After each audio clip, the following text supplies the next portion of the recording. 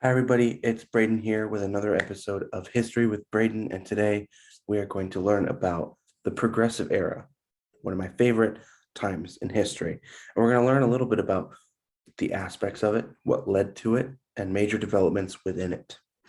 Okay, so let's dive right in. So the Progressive Era this is up for debate, but it's safe to say it was between 1896 to 1916, thereabouts, that time period.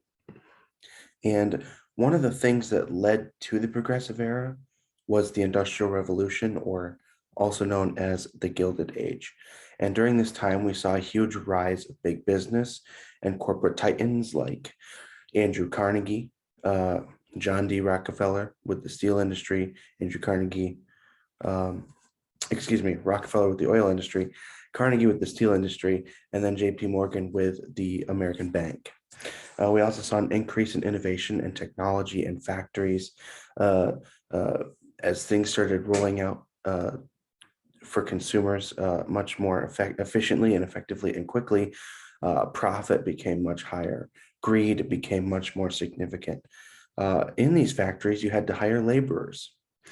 Labor is expensive, but there was no regulations for minimum wage. So you could charge people cheap labor, spend less for hiring people and more on your product and pushing it out, innovating it, and getting out to the consumer as quickly as possible.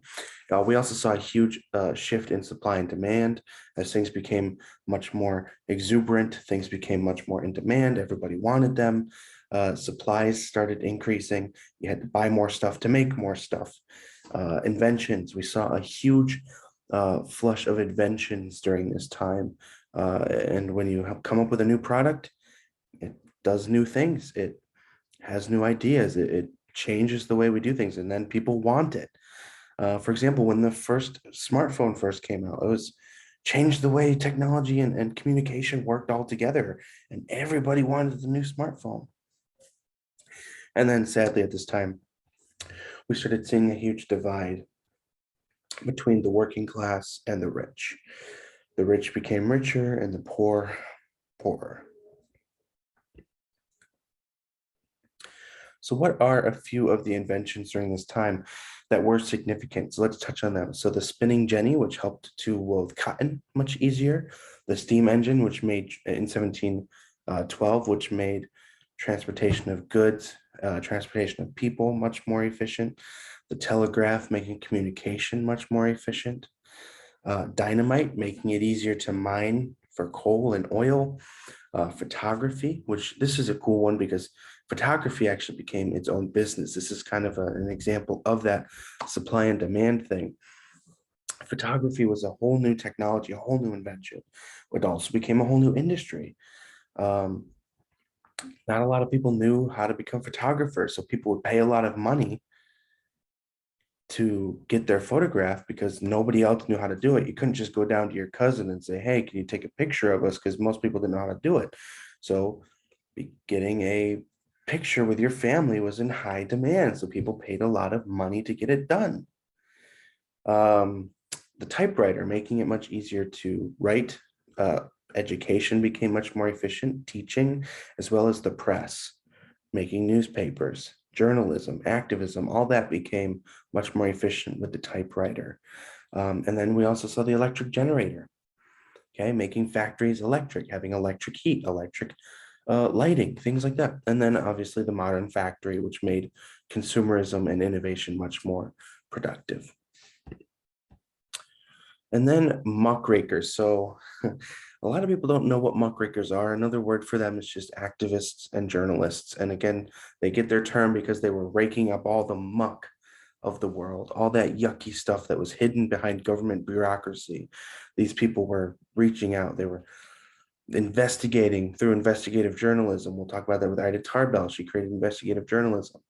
Going into these institutions, going into these factories, going into these companies, these corporate businesses, going into tenement housing and looking at the conditions of cities, going in there, taking pictures, writing notes, and then exposing it publicly in a form of journalism, breaking up all that muck and exposing it and writing books, They wrote books, they took pictures, they led protests, they wrote articles, they led marches, lots of things that these muckrakers did to try and say, hey, this is what's going on.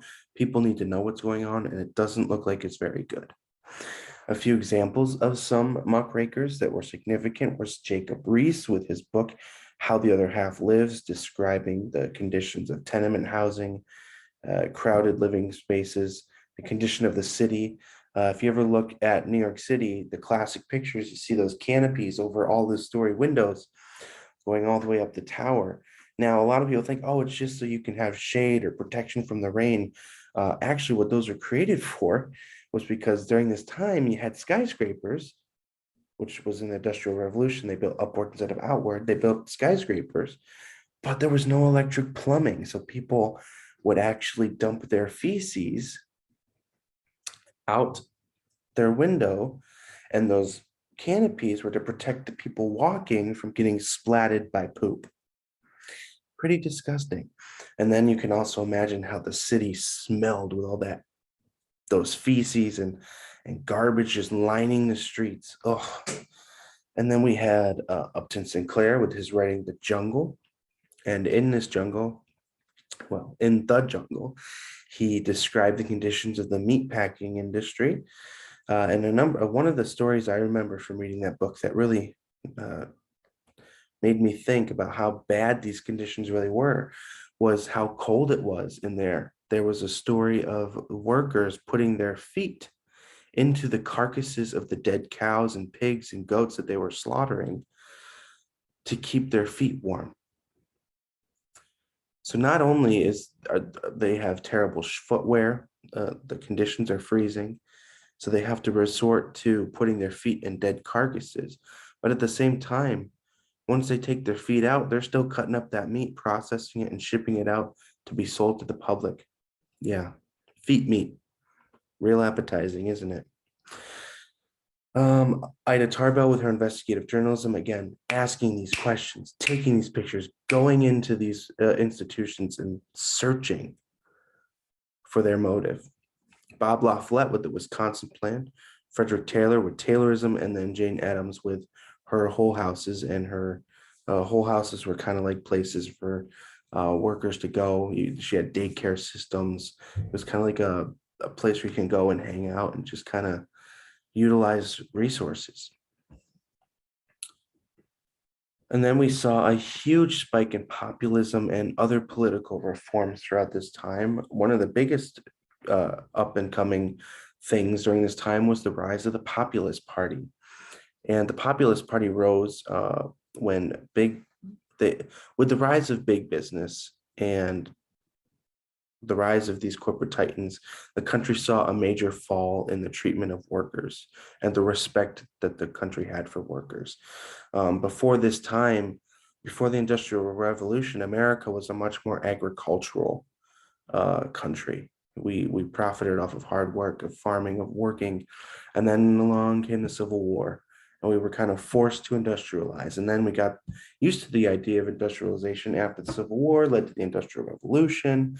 And then now that we've spiked in this industrial mindset, now we start seeing problems and we start seeing people saying, oh my God, these are big problems. And then we lead into the progressive era when they start doing things about these problems. See how history just kind of connects to each other? It's so cool. But again, before there was a respect for workers, now workers are kind of just there. They're expected to just do their work, not paid. They're kind of just objects to feed capitalism during this time. And again, they had very terrible working conditions. The conditions were dangerous. They were unsanitary. There was no safety protocols. And about 40% of laborers actually earned below the poverty line. And at that point in time, the poverty line was $500 a year. Try living off of $500 a year. My rent for the place I'm living right now is double $500 just for the month. If I only made $500 a year, I'd be living in a box under the bridge. Yeah, it was pretty bad. And then we saw workers starting to fight back. They created labor unions to protect the rights of workers. And Many of these labor unions, though, actually acted in protest towards the beginning. Many of them were actually violent, and they supported vigilantism. They're like, screw this, we're done. We need to fight against this corporate greed. And they did, and they protested. People got hurt, police officers got hurt, things got burnt down. But eventually, we do see the creation of a labor union called the Knights of Labor, which was created by workers, again, through these strikes and riots and protests. So their hard work, their activism, and their violence, not that I encourage violence, but it paid off. We also saw some more political reforms like the National Women's Party created by Alice Paul in 1919.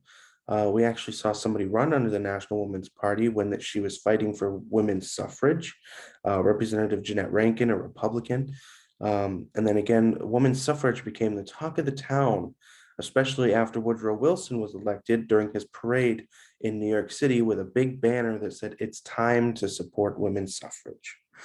And then it eventually led, after Theodore Roosevelt and Woodrow Wilson, that eventually led to Congress passing the 19th Amendment in 1920, which basically said, now it doesn't come out and say women can vote. It says you cannot be denied the right to vote based on gender. So I guess they kind of knew that gender was going to become a fluid topic, maybe, who knows, but it's broadening the system to make sure that everybody has the right to vote. So stepping back a little bit, before Woodrow Wilson, we had the election of Teddy Roosevelt. So some people argued that it was in the 1890s that started the industrial or the progressive era, but arguably, I would say it started after the election of Theodore Roosevelt. And Theodore Roosevelt became president after the assassination of President McKinley. Actually, right up the road from where I live in Orchard Park, New York, President McKinley was shot while giving a speech. Thing about Teddy Roosevelt is he actually aligned a lot with populists and progressives argued for stronger government regulation of business and the reiteration of an American democracy. So he kind of had a populist progressive ideology. So he supported workers, but he also supported regulating business, and he wanted to reiterate on the American message, the American democracy, we, the people of the United States. He wanted to give that power back to the people.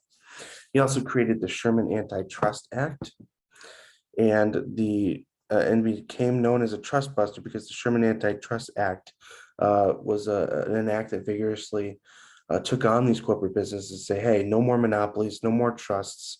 Because during this time, say, for example, you wanted to buy a pencil. You just wanted to buy a pencil, okay?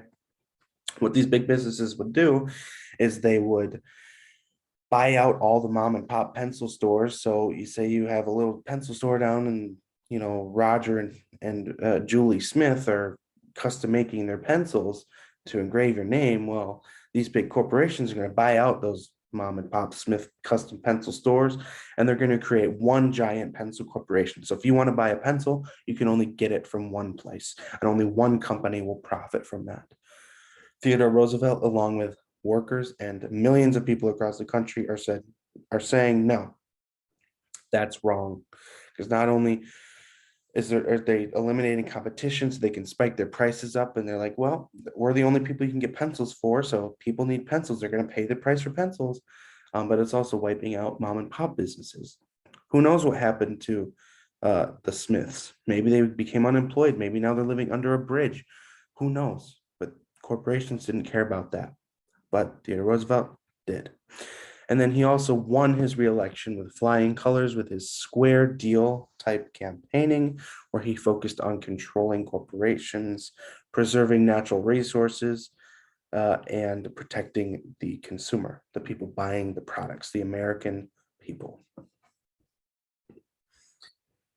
Then here's a little bit of a sad point in this era was the Triangle Shirtwaist Fire. And basically, the Triangle Shirtwaist Fire was a garment factory in Greenwich Village, Manhattan, and it housed about 500 female garment workers. And this building caught on fire, and it resulted in killing 146 of them. Before the others were rescued, 146 women actually died, and many more were injured. The reason that this was so catastrophic is because they were unable to escape their workstations. What happened is in the factory, the owners or the managers had locked them in, saying, hey, you cannot leave until your shift is over. You create as many garments as you can so we can start fleshing these out, making more money. The more we sell, the more we make. And when this building caught on fire, the owners got out. They're like, screw this, I'm not going to burn. They ran. They didn't go back and unlock the doors. So these women had to face a decision. They had to choose how they wanted to die in the fire or to die by jumping stories down onto the brick street. Imagine having to make that decision. That'd be terrible. And this was considered one of the most terrible disasters of the entire decade. And this sparked a huge movement of reform in terms of revamping or advancing fire and building code requirements. And the owners, Isaac Harris and Max Blank, were actually indicted on charges of manslaughter. However, rich and wealthy persuasion led to them being acquitted by a grand jury. Now, it's not like we're seeing that at all in recent days. Cough, cough, Kyle Rittenhouse. It's not like we're seeing that at all, being in having clear and present charges being dropped based on social intervention. Yeah. So history surely does repeat itself, folks. It really does. Anyway.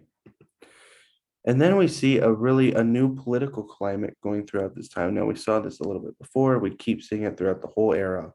Another thing, we had the populist movement, but we also had the progressive movement, which arose and fought for the rights and the servitude of the working man, of the lesser man, with an agenda to essentially dismantle the power of big businesses, to dismantle the establishment. And a significant figure in terms of the progressive side of this era was Eugene Debs. Eugene Debs ran for president, and he was the first person to ever run for president under the Socialist Party. And he actually gained 1 million votes. Now, that might not seem too significant, like 1 million votes. I mean, in this last election, Joe Biden just got 81 million votes, and this guy got 1 million votes. Why it was significant is because he was actually arrested on the basis of his political agenda amid a number of protests that he was in, but he managed to get 1,000 votes while campaigning from a prison cell. He was in jail. He was in prison and still got 1 million votes. That's how bad this time period was for the American worker. People are going to vote for somebody in a prison cell. Think about that. So that's the progressive era in a nutshell. But to ask yourself, to help you learn, to help you become more knowledgeable on this era, here's some review questions. Ask yourself, what era launched the progressive era? Talk about that in the first slide. How did inventions lead to the progressive era? So what influence did inventions have on the developments of this era? What were muckrakers? What were they? What did they do? How did they affect the progressive era? What types of political reforms arose during the era? What kinds of parties, what kinds of movements, what kinds of ideologies? Which president played the hugest role in the progressive era? And which president kind of launched the progressive era? And what was the political climate like during this time? Ask yourself those questions. If you can answer those questions, you should be able to explain to anybody around the world what the progressive era is. So if you're ever asked in your world throughout your life, hey, do you know anything about the progressive era? If you can find the answers to those questions, you'll be all set. And again, don't forget to subscribe for more history with Braiden. I post every week, usually 2 times a week, maybe more, depending on how I feel. But again, history doesn't have to be boring. History doesn't have to be weird. It doesn't have to be nerdy. History affects every single thing in our world. Every single development that has happened has been created by things in history. The things that are happening right now, like living through COVID, wearing masks in a grocery store as it's normal. That's not normal. but we lived like it was normal. That is going to go down in the history books. President Joe Biden won by the most that a president has ever won, ever. That is history. Russia attacking Ukraine, we are living amid a war. That is history. And all of these things are going to affect our lives for the rest of eternity, for generations to come. These things are going to affect our lives. Look at how it's affecting our lives already. Gas prices. Gas prices are spiking. The political climate in our era right now is just furthering and dividing. It's Democrat versus Republican, liberal versus conservative. Look at how it's affecting our world just today. Look how it's innovation is affecting our economy with electric cars. Look how it's affecting our climate. Look at how much history is affecting our world today. So please embrace history, embrace the process of our existence, and go forth and conquer, because everything you do, you are leaving a historical footprint behind you. History is in our lives every single day. So embrace it, have fun with it, and don't be afraid to learn it. And again, thank you all for watching, and see you next time.